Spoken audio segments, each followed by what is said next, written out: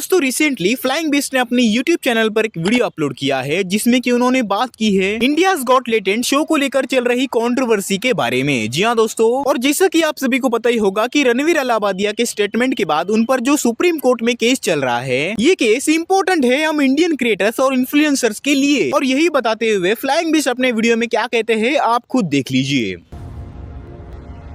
देखिए, वैसे तो लॉ हमारी देश की पार्लियामेंट बनाती है और सुप्रीम कोर्ट में कोई केस आता है, सुप्रीम कोर्ट कहता है हाँ भाई क्या लॉ बना, उसके हिसाब से वो जजमेंट पास करती है। लेकिन कभी कभी ऐसा होता है कि कोई लॉ नहीं बना होता।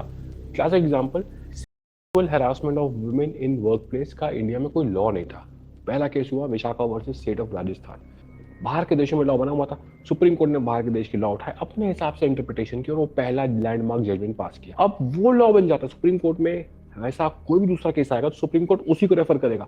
तो भाई इसीलिए हम बोलते हैं इंडिया में कोर्ट के प्रेसिडेंट्स होते हैं। 1960 में भी 1950 में भी कोई भी अगर सिमिलर कैटेगरी का केस है और सुप्रीम कोर्ट ने उसमें कोई जजमेंट दिया है तो आपका जब केस आएगा सारे लॉयर भी उसका रेफरेंस देंगे, जज को भी वो मानना पड़ेगा कि यार हाईएस्ट कोर्ट ने उस केस में ये पास किया था, तो वो लॉ बन जाता है। इसलिए ये केस बहुत इंपॉर्टेंट है क्योंकि एक फ्रीडम ऑफ स्पीच का केस है, ऑनलाइन क्रिएटर्स के बारे में बात हो रही है। तो आज के बाद अगर कोई वैसा केस जाता है तो इस केस का जजमेंट सबको इफेक्ट करेगा। वैसे दोस्तों इंडियाज गॉट टैलेंट शो को लेकर चल रही कंट्रोवर्सी के बारे में आप क्या कुछ कहना चाहोगे, मुझे कमेंट सेक्शन में जरूर बताना। और चैनल पर पहली बार आए तो चैनल को सब्सक्राइब जरूर से कर देना और बाजू वाले बेल आइकन को ऑल पे सेट कर देना। तो मिलते हैं जल्दी अगली वीडियो में।